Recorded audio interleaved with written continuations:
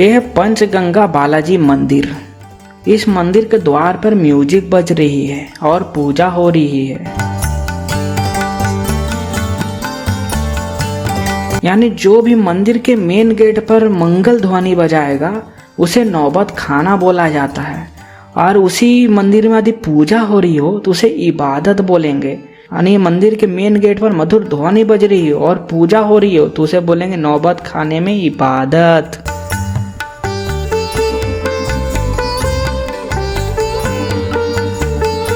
मंदिर में म्यूजिक बिस्मिल्लाह खान उनके मामा और नाना बजाया करते हैं।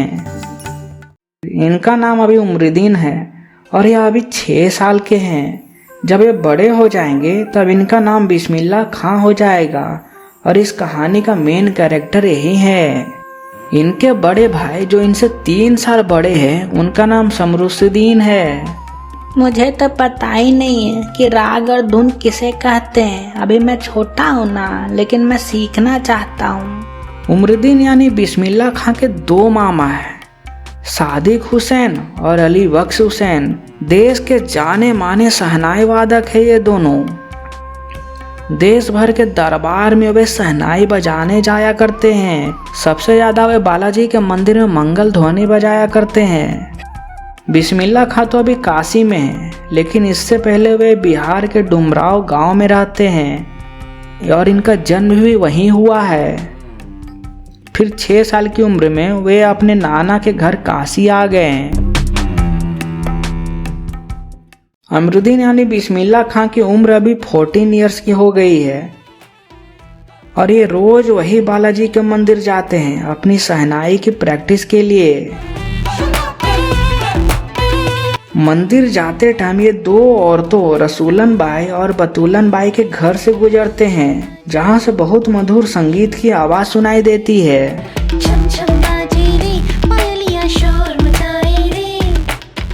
रसूलन और बतूलन जब गाती है तब उमरुद्दीन को खुशी मिलती है।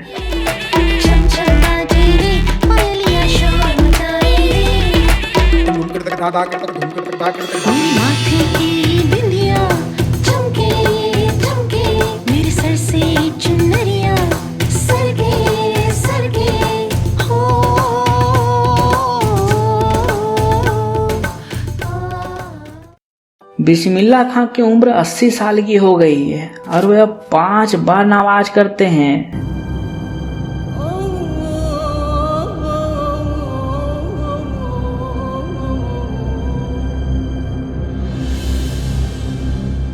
और नमाज करते टाइम वे प्रार्थना करते हैं, मुझे सच्चे सुर का वरदान दे दीजिए भगवान कि मैं गाऊं और लोग सुनते ही रह जाएं, उनकी आंखों से आंसू आ जाए। मुझे मालूम है कि खुदा एक दिन मेरे ऊपर मेहरबान होगा और मुझे सच्चा सुर मिल जाएगा। बिस्मिल्लाह खां 80 वर्ष की उम्र तक यही सोचते आए हैं कि 7 सुर को वह अच्छे से नहीं सीख पाए हैं, लेकिन उन्हें कौन बताए कि वह अच्छे से सीख गए हैं और बहुत अच्छे से गाते भी हैं। बिस्मिल्लाह खां मुहर्रम को बहुत मानते हैं। वे पूरे 10 दिनों तक ना तो शहनाई बजाते हैं ना तो किसी संगीत के कार्यक्रम में जाते हैं। इन दिनों वे सिर्फ अपने पूर्वजों को याद करते हैं जो अब इस दुनिया में नहीं हैं और शोक मनाते हैं। 8वीं तारीख उनके लिए खास होता है। इस दिन बिस्मिल्लाह खां खड़े होकर शहनाई बजाते हैं और 8 किलोमीटर तक पैदल यात्रा करते हैं। इस दिन कोई खुशियों वाला गीत नहीं बजाता।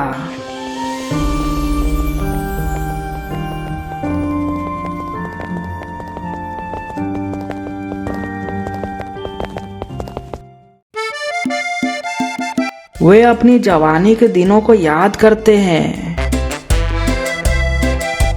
बिस्मिल्लाह खां को कुसलुम हलवाई की कचौड़ी बहुत अच्छी लगती थी।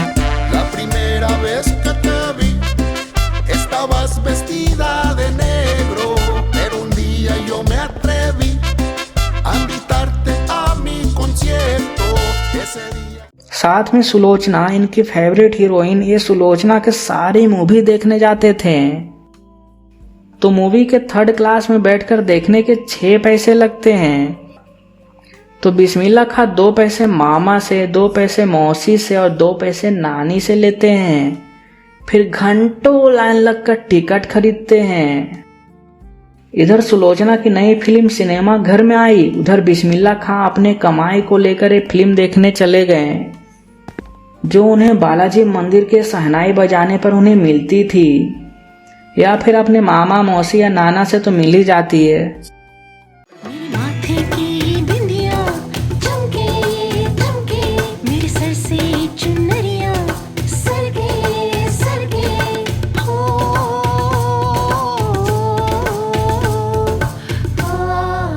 काशी में संगीत आयोजन की एक प्राचीन एवं अद्भुत परंपरा है। यह आयोजन पिछले कई वर्षों से संकट मोचन मंदिर में होता आया है। इसमें बिस्मिल्लाह खां भी शामिल होते हैं।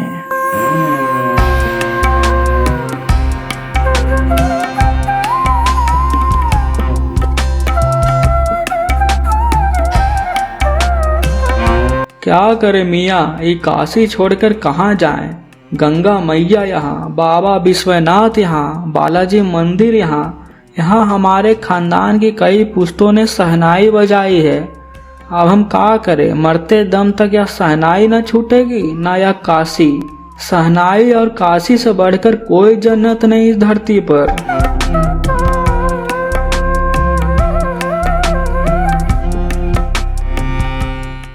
किसी दिन एक स्टूडेंट ने डरते डरते बिस्मिल्लाह खां साहब को टोकी। बाबा, आप ये क्या कर रहे हैं? आपकी इज्जत और प्रतिष्ठा बहुत महत्वपूर्ण है। आपको भारत रत्न भी मिल चुका है, इसलिए फटी हुई लुंगी नहीं पहननी चाहिए। जब भी कोई आता है आप उनसे इस तरह मिलते हैं, इससे उन्हें अच्छा नहीं लगता। खां साहब मुस्कुराए और प्रेम से बोले, अरे ये भारत रत्न हमको शहनाई बजाने पर मिला है, ना कि यह लुंगी पहनने से। तुम लोगों की तरह सस्ते संवरते रहेंगे तो उम्र बीत जाएगी। अच्छा ठीक है बिटिया, आगे से नहीं पहनेंगे, लेकिन तुमको बता देते हैं कि मालिक से यही दुआ है कि फटा सूर ना दे। लुंगी का है, आज फटी तो कल सिल जाएगी। ईयर 2000 है। खां साहब बोलते हैं कि अब देसी घी में वह बात कहाँ वह कचौड़ी जलेबी। खां साहब को यह सब कमी खिलती है। भारत रत्न से लेकर बड़े बड़े विश्वविद्यालयों से सम्मानित और बहुत सारे संगीत नाटक एकेडमी से भी सम्मानित 21 अगस्त 2006 को बिस्मिल्लाह खां की एज 90 ईयर्स की हो गई है और इसी समय वह इस दुनिया में नहीं रहे। उन्होंने अपनी लाइफ के 80 ईयर संगीत को दिया है।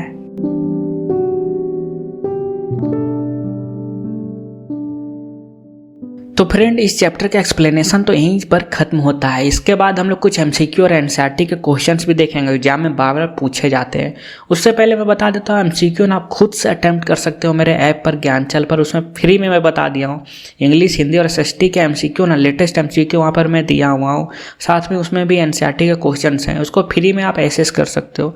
एक और कोर्स है अग्नि बैच क्लास 10th का यहाँ पर, जिसमें मैं मैथ और साइंस पढ़ाया हूँ बहुत अच्छे से। ऐसे स्टूडेंट ज्वाइन कर सकते हैं जिन्हें मैथ और साइंस थोड़ा डिफिकल्ट होता है समझने में, उनको मैं टॉपर बना सकता हूँ, इतने अच्छे से मैं वो पढ़ा रहा हूँ।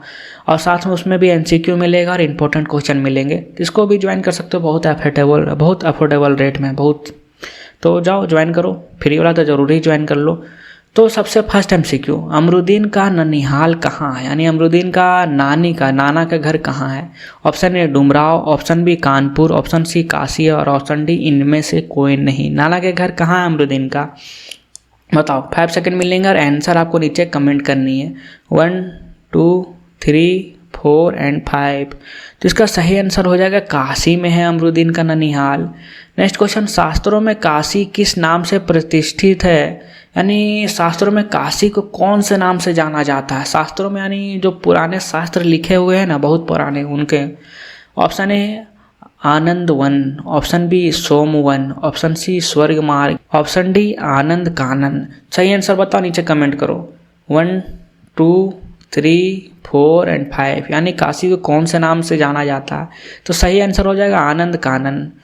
नेक्स्ट क्वेश्चन, अमरुद्दीन के शहनाई गुरु कौन थे, यानी अमरुद्दीन को कौन शहनाई सिखाए थे। ऑप्शन ए बिस्मिल्लाह खां, उनका खुद का नाम ही है। ऑप्शन बी रसूलन भाई, ऑप्शन सी अली बख्श खां, ऑप्शन डी पिता। बताओ इसका सही आंसर। 1 2 3 4 एंड 5। इसका सही आंसर हो जाएगा अली बख्श खां, उनके मामा जी ना उनके गुरु थे। ठीक है, चलो नेक्स्ट क्वेश्चन, शहनाई की ध्वनि को कैसी ध्वनि कहा जाता है। ऑप्शन ए मंगल ध्वनि, ऑप्शन बी मेघ ध्वनि, ऑप्शन सी सुमधुर ध्वनि, ऑप्शन डी कर्ण प्रिय ध्वनि। बताओ कैसी ध्वनि, शहनाई की ध्वनि को ना कैसी ध्वनि बोला जाता है। 1 2 3 4 एंड 5। नीचे आंसर कमेंट कर लो। जो भी स्टूडेंट अभी तक चैनल सब्सक्राइब नहीं किए हैं और उन्हें कंटेंट पसंद आ रही है तो सब्सक्राइब कर लो यार, कुछ तो जा नहीं रहा है। तो इसका सही आंसर हो जाएगा मंगल ध्वनि। शहनाई को ना मंगल ध्वनि बोला जाता है। ये सब याद भी कर सकते हो, एग्जाम में यदि लॉन्ग फॉर्म क्वेश्चन आएंगे तो ये सब हेल्प होगा MCQ से लिखने में। नेक्स्ट क्वेश्चन, रसूलन और बतूलन के गाने पर किसे खुशी मिलती है, यानी रसूलन और बतूलन जो दो वुमेन थे वो जब गाती थी तो किसे खुशी मिलती थी सुन करके। ऑप्शन ए बच्चों को, ऑप्शन बी बुद्धों को, ऑप्शन सी बिस्मिल्लाह खां को और ऑप्शन डी श्रोताओं को। श्रोता यानी जो सुन रहे हैं उनको। बहुत आसान क्वेश्चन है, इसका आंसर सभी दे सकते हैं। 1 2 3 4 एंड 5। सही आंसर हो जाएगा बिस्मिल्लाह खां को अच्छा लगता था जब वो दोनों गाती थी। वीडियो में तो एक्सप्लेन किया ही हूँ। चलो कुछ NCERT के क्वेश्चन देख लेते हैं। शहनाई की दुनिया में डुमराव को क्यों याद किया जाता है, यानी डुमराव जहाँ उनका जन्म हुआ था ना बिस्मिल्लाह खां को, उस गांव को डुमराव बोला जाता है, तो उनको क्यों याद किया जाता है। चलो देखते हैं। शहनाई की दुनिया में डुमराव को याद किए जाने का मुख्यतः 2 कारण हैं। चलो ठीक है, बताओ भाई। शहनाई बजाने में जिस रीढ़ का प्रयोग किया जाता है वह डुमराव में ही सोन नदी के किनारे मिलती है। यानी शहनाई कोई ना कोई मटेरियल से तो बना ही होगा, ऐसा तो कुछ नहीं है कि कोई मटेरियल ही नहीं होगा। तो जिस मटेरियल से बना हुआ है ना वह सोन नदी के किनारे मिलती है। और सोन नदी कहाँ है, डुमराव में। और डुमराव कौन सी गांव है, जहाँ बिस्मिल्लाह खां का जन्म हुआ था। इस रीढ़ के बिना शहनाई बजाना मुश्किल है। बिल्कुल सही, जो रीढ़ मिल रही है जिससे शहनाई बनती है वह नहीं मिलेगी तो शहनाई कहाँ से बनेगी, और ना बनेगी ना बजेगी। शहनाई की मंगल ध्वनि के नायक बिस्मिल्लाह खां की जन्म स्थली डुमराव में ही है। मैंने तो पहले ही बता दिया है। चलो ठीक है, नेक्स्ट क्वेश्चन, बिस्मिल्लाह खां को शहनाई की मंगल ध्वनि का नायक क्यों कहा जाता है। यानी बिस्मिल्लाह खां तो शहनाई बहुत अच्छे बनाते हैं, उन्हें भारत रत्न भी मिल चुका है, तो मंगल ध्वनि का नायक क्यों कहा जाता है। बहुत आसान क्वेश्चन, आप प्रेडिक्ट करके भी एग्जाम में लिख सकते हो। बिस्मिल्लाह खां को शहनाई का मंगल ध्वनि का नायक इसलिए कहा गया है क्योंकि शहनाई की ध्वनि मंगलदायी मानी जाती है। मंगलदायी यानी बहुत मधुर, सुनने में बहुत अच्छा और पॉजिटिव भी, नेगेटिव बिल्कुल नहीं है। इसका वादक मांगलिक अवसरों पर किया जाता है, यानी जब भी कोई ओकेजन फेस्टिवल होती है ना तब वहाँ पे शहनाई बजाई जाती थी। संकट मोचन मंदिर में भी जाओ वहाँ बजाई जाती थी।